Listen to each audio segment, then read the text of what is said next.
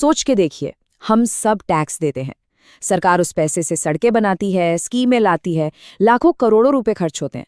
पर कभी ये सोचा है कि इतने बड़े खजाने का हिसाब किताब रखता कौन है? आखिर कोई तो होगा जो ये देखता हो कि हमारा पैसा सही जगह जा भी रहा है या नहीं। ये सवाल जितना सीधा लगता है उतना ही जरूरी है, और इसका जवाब ना सीधे हमारे लोकतंत्र, हमारी डेमोक्रेसी की बुनियाद से जुड़ा हुआ है। तो चलिए आज इसी सिस्टम को थोड़ा आसान भाषा में समझते हैं। देखिए, जब हजारों करोड़ों के बजट की बात हो तो दिमाग में ये ख्याल आना तो बिल्कुल नेचुरल है कि यार कहीं कोई गड़बड़ी तो नहीं हो सकती। क्या इसका चांस है कि पैसा वहां तक पहुंचे ही ना जहां उसे असल में पहुंचना चाहिए? और बस यहीं पिक्चर में एंट्री होती है सीएजी की। नाम थोड़ा सा लंबा है, controller and auditor general of India. चलिए इसको आसान करते हैं। आप इन्हें समझ लीजिए देश का सबसे बड़ा सरकारी मुनीम। बस इनका काम सरकार जो भी एक एक रुपया कमाती है और खर्च करती है उस पर बाज की नजर रखना। तो अब सवाल ये उठता है कि आखिर इस पोस्ट पर बैठता कौन है? और इससे भी जरूरी सवाल ये है कि हम ये कैसे पक्का करते हैं कि ये मुनीम मतलब सीएजी किसी भी सरकार के दबाव में ना आए, कि वो अपना काम बिल्कुल आज़ादी से इंडिपेंडेंटली कर सके। इसका जवाब हमें कहीं और नहीं, सीधे अपने संविधान में मिलता है। आर्टिकल 148 साफ साफ कहता है कि सीएजी को अपॉइंट करेंगे भारत के राष्ट्रपति। और यहाँ एक चीज समझना बहुत जरूरी है, सीएजी कोई मंत्री नहीं होते, मतलब सरकार का हिस्सा नहीं है। वो एक पूरी तरह से इंडिपेंडेंट कॉन्स्टिट्यूशनल ऑफिसर है। और उनकी आज़ादी की असली ताकत वो यहीं से आती है। देखिए, अपॉइंट तो प्रेसिडेंट करते हैं, लेकिन उन्हें पोस्ट से हटाना लगभग नामुमकिन है। उनको हटाने का प्रोसेस उतना ही मुश्किल है जितना कि सुप्रीम कोर्ट के किसी जज को हटाने का।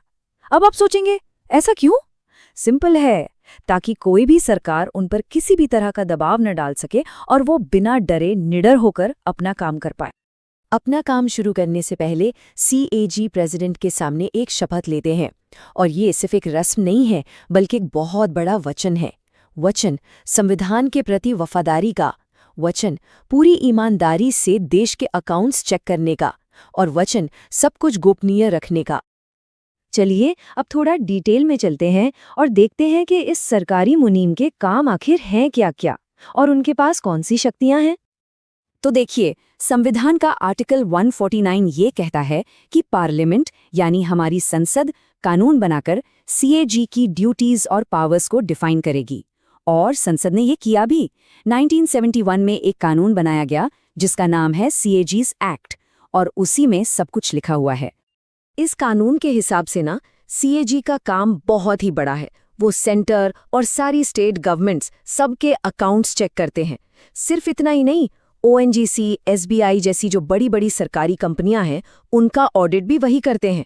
वो ये भी चेक करते हैं कि सरकारी स्कीमों पर जो खर्चा हो रहा है वो ठीक से हो रहा है या नहीं। पर सबसे जरूरी काम वो ये है कि पैसा सिर्फ उसी काम के लिए खर्च हो जिसके लिए संसद ने मंजूरी दी थी। बस जब सारी जांच हो जाती है तो वो अपनी रिपोर्ट प्रेसिडेंट या गवर्नर को दे देते हैं। तो अगर इस पूरी बात को एक लाइन में बोलना हो तो सीएजी का काम ये देखना है कि सरकार ने पैसा सही जगह सही तरीके से खर्च किया या नहीं, बिल्कुल वैसे जैसे संसद ने कहा था। बस यही उनके काम का निचोड़ है। ओके, तो सीएजी ने अपनी जांच कर ली, एक रिपोर्ट भी तैयार हो गई, तो क्या काम खत्म? जी नहीं, बिल्कुल नहीं। असली कहानी तो अब शुरू होती है। अब उस रिपोर्ट का आगे क्या होता है ये समझना बहुत जरूरी है। लेकिन उस रिपोर्ट के सफर को समझें उससे पहले एक और छोटी सी पर जरूरी बात जो आर्टिकल 150 से जुड़ी है। जरा सोचिए, अगर हर सरकारी डिपार्टमेंट अपने अपने तरीके से हिसाब रखेगा तो क्या होगा? पूरा कंफ्यूजन। तो इसी कंफ्यूजन को दूर करने के लिए सीएजी ही प्रेसिडेंट को एडवाइस करते हैं कि सेंटर और स्टेट्स के अकाउंट्स को किस एक कॉमन फॉर्मेट में रखा जाए ताकि जांच करने में आसानी हो। तो अब वापस आते हैं रिपोर्ट के सफर पर। स्टेप 1, सीएजी अपनी रिपोर्ट प्रेसिडेंट या गवर्नर को देते हैं।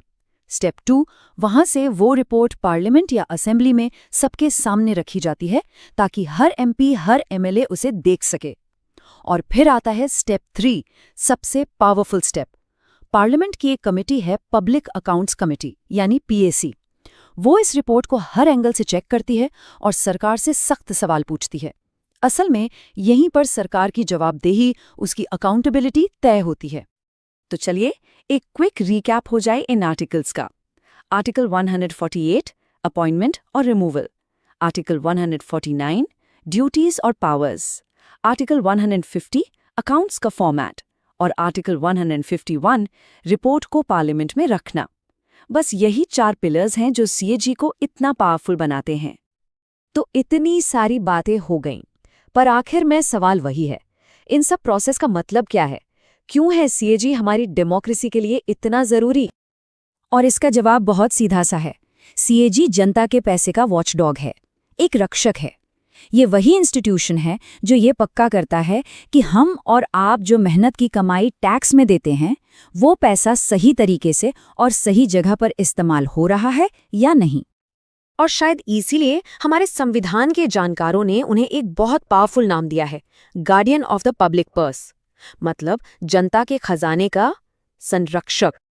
और जाते जाते एक सवाल आपके लिए छोड़ जाते हैं, सोचिएगा जरूर कि जब जनता के पैसे पर इतनी कड़ी नजर रखी जाती है, तो उससे हमारा लोकतंत्र, हमारी डेमोक्रेसी अंदर से और मजबूत कैसे बनती है?